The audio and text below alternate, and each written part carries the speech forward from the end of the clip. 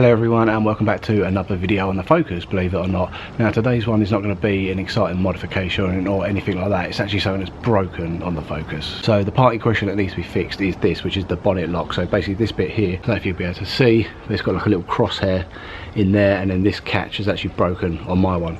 So I need to change it over here, so I'm going to show you that now. Right, so on these cars basically you flip the Ford over, and then you can see here you turn like left to pop it and then right to release the catch, but mine, as you can see, is just not catching or closing. So it is stable, so it won't come up, but if the wind catches that enough, that's going to be a goner.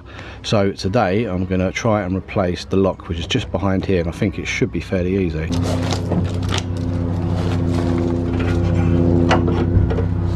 So here's the old bonnet catch, and you can see there you've got like a little sort of grip that goes over, a little arm that catches, and then you've got another one here that catches, but for whatever reason this is not sort of staying down. It should just hopefully just lock once and then twice to secure it, but I just think this is given up, so I'm hoping it's an easy fix. Now you can see there, that's where the key goes into, this little bit here goes into there and sort of turns it, so I'm hoping I should be able to just pull this out by just taking this sort of protective plastic off.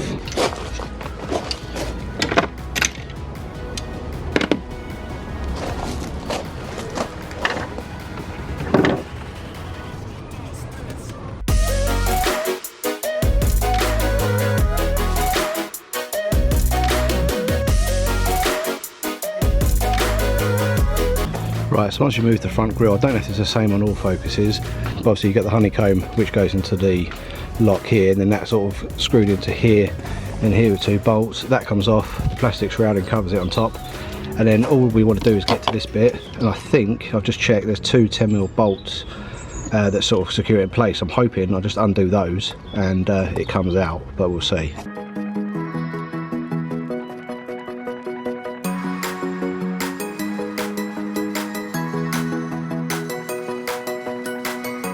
Right, well, hopefully you don't have as much trouble as I do, because obviously I've got this power steering cooler that I've added to the car with some like A&N fittings, and the bolt was coming down through here, and that's where the bolt comes out of behind here. So my ratchet was basically catching on a big screw, so it's catching on that, which was down there, so I couldn't get it out, but I've undone that now. So I'm hoping, I don't know how this actually comes out. I think to be honest, I think I need to take the bloody bumper off. Nothing's easy, is it? Right, so not actually as bad as I thought. Basically you give it a little bit of a wiggle and then it all comes out. So you can see there, look how badly sort of corroded the actual contraption is, and that's where the crosshairs meet. So what I'm going to do is I'm going to try and sort of lube up the area, sort of this down here, so that bit sort of moves a bit freely, and then hopefully get the other one fitted. Right, so here is the new one. So what I'm going to do first is put the connector in for the alarm, which goes in there. So I'm just going to try and fit that first, like so. It's hard to film, but basically as it sort of comes round, it kind of goes in on an angle, he says. Like so. That was easier than I thought. So brand new. Basically as it comes through, you kind of, I'll show you here, that you can kind of get it on an angle like that, and it comes away from the locking mechanism, and you should be able to just sort of bring it back, bit of an angle, done. And all I've got to do is do up the bolts now, so I'll do that right away. Bit of friendly advice here as well, always try and give your nuts a good clean, because no one likes dirty nuts, and dirty nuts sort of don't go in too well, if you know what I mean. Just using a wire brush here, and then basically just getting all the crusty bits off as much as I can. I don't actually see these ones, but it's just good, just because it makes them go like into the hole a bit better.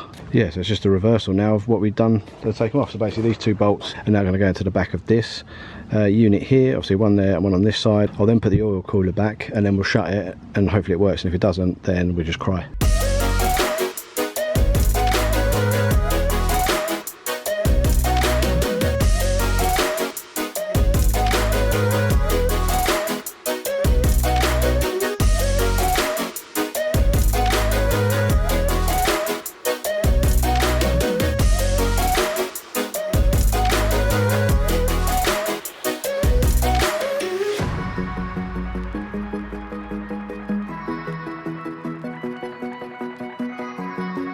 Right, so if you're doing this yourself, yours is going to be a lot easier. Like I say, you won't have this power steering cooling sort of block here, so obviously that's what's caused me the grief. So the 2 bolts in question is one here, but they're obviously on the other side, so you have to, like you can see, I scraped all my knuckles on this bit here on the grill. So basically reach behind here and sort of reach behind here, there's 2 bolts, undo them, push that out, and then it just pops out and goes back in. So now I need to close the bonnet and make sure this bloody works, and fingers crossed it does.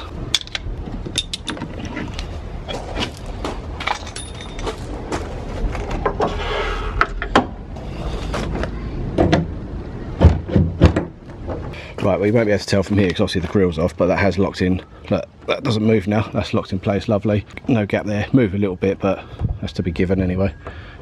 So yeah, that works. Let's hope this, make sure the key works. This will be funny. So it should pop like that, and then you sort of, that's where I was at before. And then when you do the secondary turn, it gets the catch. I have to use 2 hands. Like that. And opens.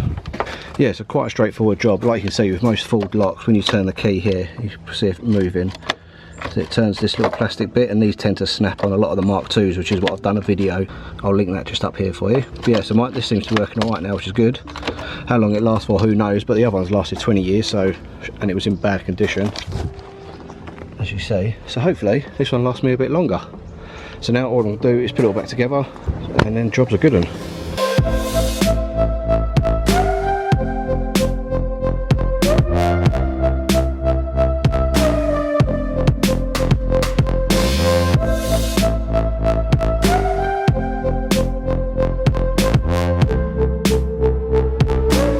Right, so a nice bit of drama there, dropping the bolt down the side there, but found it with me magnet thing. Where is it? If you don't have one of these, is it invaluable? Just like a magnet that if you drop anything, it's quite a heavy socket, and it sort of picks it up quite nicely. Obviously it drops it with a bit of force, but that's it, that's all fixed now. So new bonnet locking. Obviously most Focuses are going to be the same. You can have this sort of plastic trim at the top. This bit will be a little bit different, but no doubt it's going to have your screws that side and that side. Whip all that off, 2 bolts behind there.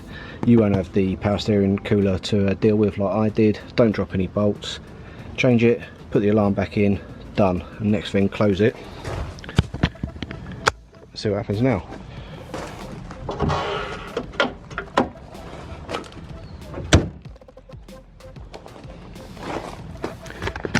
Done. So as you can see there now, that is nice and closed to the gap. No wind is coming in to get that. That is solid as a rock. Nice.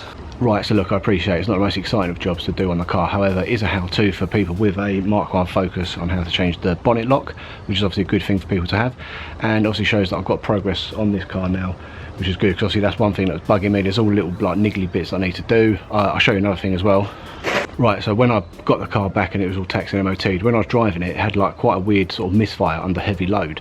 Now it didn't always happen, but something suspected to me it'd be spark plugs, coil pack, or the leads. So when most people have problems, they always go, oh yeah, buy a coil pack, oh yeah, buy spark plugs, oh yeah, do this. I checked it, look, that's the bit that goes into the coil pack, and that was snapped inside. So basically, probably won't be able to show you this, but inside there's like a little metal bit, you're not going to be able to see it, but that bit there snapped and connects into here like so, and then that bit there obviously sits on top of your coil pack like that, so it clicks in. If that bit's missing, or that bit's sort of connected, obviously that's causing me misfire. So thankfully I've got some spare leads.